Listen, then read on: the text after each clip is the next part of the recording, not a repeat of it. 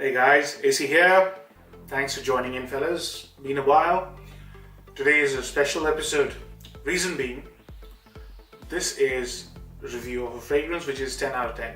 Right from the get-go, 10 out of 10. Number two reason, this is my 10th exclusive review. You know, when I started reviewing fragrances, I gave myself a target. I said, I'm going to do 10 new fragrances. I'll find 10 new fragrances every year. Thankfully, fingers crossed, I'll be able to do it next year as well. This is my 10th.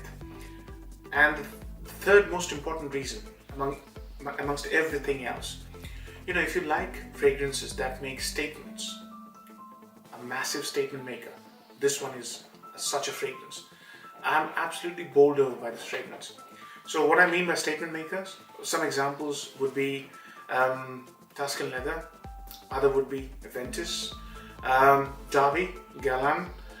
So those are fragrances which actually make you stand out. Those fragrances give out an impression of a person who is very self-assured, successful, very confident. This is such a fragrance. Okay, so let's start. Roja Parfums, as you know, are sort of famous for making extremely eye-watering, expensive fragrances. But most of the fragrances that I've tried happen to be fantastic, really. You know, the one that I just recently reviewed was Elysium EDC. Their fragrances are fantastic, most of them. This one is one such fragrance, and it is not that expensive. It is still expensive, but not that expensive. This one, Oligarch, I can't find the year it was released in, but it's a later release. Probably 2015, 2016, maybe even this year. I do not know. It is part of the exclusives collection.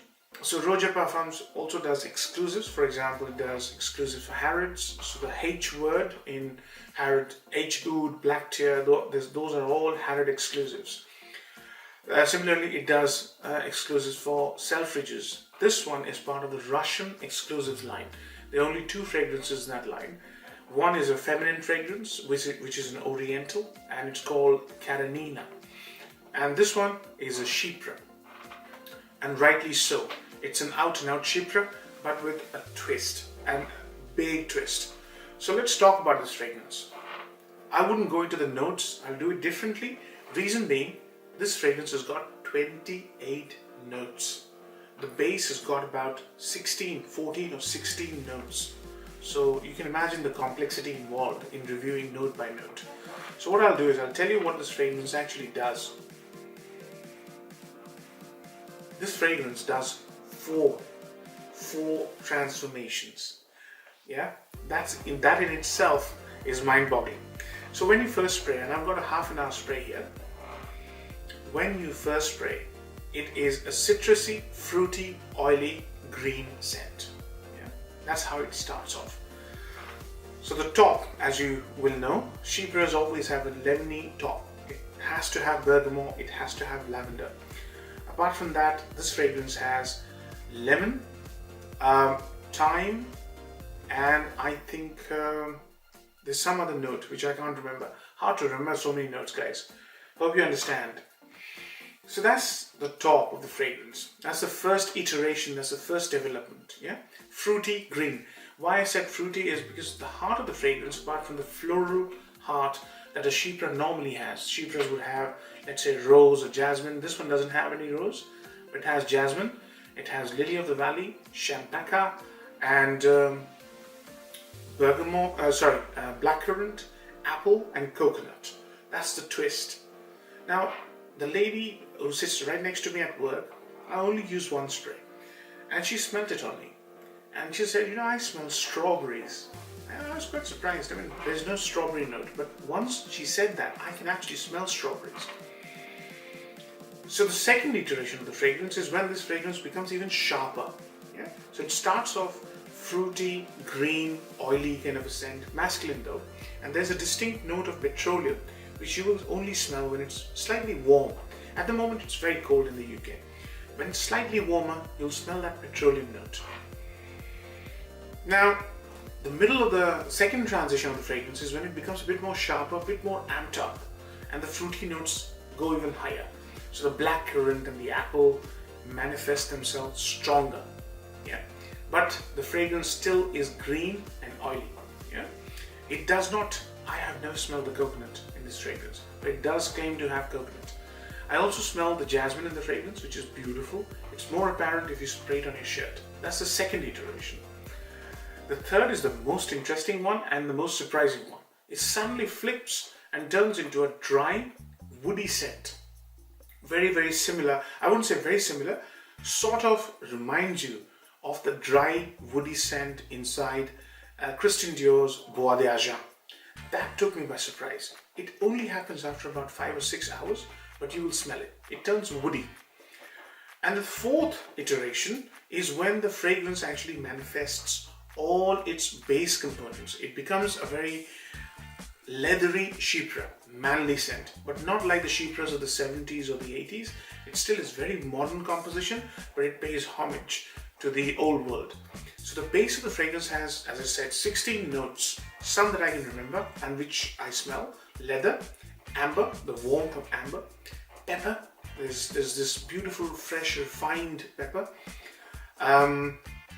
ambergris, because that gives it that leathery, suedy, silky touch, and slightly balsamic.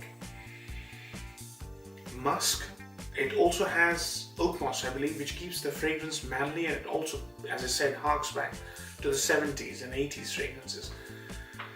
All in all, the fragrance is just a beautiful saga, of many iterations, 4 iterations. That's just amazing. And every time you wear it, you get something different, some sort of, variation. I love it. And as I said, if you need a fragrance which is a statement maker, this is one of them. Yeah, it's a statement maker. It really is a very confident man's scent, but it isn't one of those fragrances that put off people, right? So it's still a very pleasant scent. People will definitely give you compliments because there's nothing in this fragrance which puts them off or is challenging or things like that. So let's get to the pros and cons. So the pros and cons. So the upsides. Number one, as I said, the composition is an absolute mastery in itself. It's one of those masterful compositions. It's very regal, very beautifully composed, conceptualized, executed. It's a stunning fragrance. That's the biggest pro of this fragrance. That's the reason I gave it a 10 out of 10. Number two pro, I would say, is that it's so unique. All in all, the composition will remind you of some fragrances here and there, but the composition as a whole is unique. The uniqueness factor is very high. And the third pro is its performance. I use one spray only, and I use it under my shirt and I get full day's wear. And the sillage is strong because I can smell it all through the day. Whenever I move, I will be able to smell it. I've also tried and tested this on fabric, and it seems to project quite a bit. At least 3 foot, I would say, for the first 1 or 2 hours. Especially the second hour, people seem to smell it quite easily. I once went 2 sprays under my shirt, everybody was smelling me, around me. So strong sillage, good projection, I would say, strong projection, and brilliant longevity. That's the 3 pros I can think of. Downsides. Now, this fragrance isn't cheap like all Rojas, but this is actually from the cheaper line. For 50 ml, you pay £240. Normally, Rojas, for 50 ml, you pay $350 for extrait de parfum concentration. This one is an eau de parfum concentration, not extrait. So it makes sense. $240 for 50 ml, expensive fragrance. So value for money. I think these are the kind of scents that require special occasions. Yeah. So value for money, sort of, if I judge it like I would do for other fragrances, wouldn't make sense. So let's leave that aside. Value for money is low, but only if I use it in the traditional sense of the word. The other downside would be it can be off-putting to people who are new to niche perfumery. So if you're new and you wanted to try something in the niche, I would say the best would be to go for the Joe Malones, the Creeds, which are easier, Manceras, which are easier on the nose. Yeah. So it's a difficult scent to admire and appreciate if you're not an experienced nose. That's the only downside, I would say. Yeah. You might really like it. I do not know. You might want to sample it first, but that's my impression. In terms of occasions, I would say this is a special occasion scent. Yeah. So what I've done is this kind of price range is slightly restricted for me. I wouldn't want to spend that much money, especially if it's just going to sit around in my shelf. Yeah. So what I did was I got myself a 10 ml decant. As you can see, I've done about 5 ml worth of testing. Yeah. What I do is normally I love these fragrances, but I don't want to put too much money into them so that they sit on my shelf. I don't want that. That doesn't make good economic sense. So what I do is I get these decants. Whenever I feel like it, I wear it. If I don't wear it for 6 months, it wouldn't really hurt me if it goes bad. I'm not saying it will go bad, but if it does, in 6 years' time, it wouldn't hurt me that much. So in terms of occasions, I would say this is quite a versatile scent. I wouldn't be afraid of wearing this in summer. I wouldn't be afraid of wearing this in any season. This to me appears as a special occasion scent. Because it's such a statement maker, I reserve it for special occasions where you really want to go and tell people that here I am. Yeah?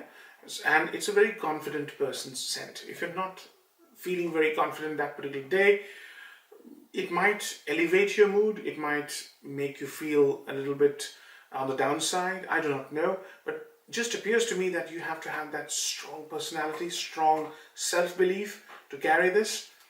And I think it will also help you increase your persona, and that in itself increases your confidence. So special occasions, good scent. I think I've covered all aspects. I mean, the only thing I haven't probably covered is bottle sizes. I can only see 50 ml. There's also an experience bottle, which is a 7 ml, which you can get for £60, I believe. Can't remember from the top of my head. But I think barring that, I've covered all aspects. As I said, I've given it a 10 out of 10 because this is an excellent creation, guys. Extremely regal, very confident, very confident statement maker. Definitely worth sampling. See you again. Take care.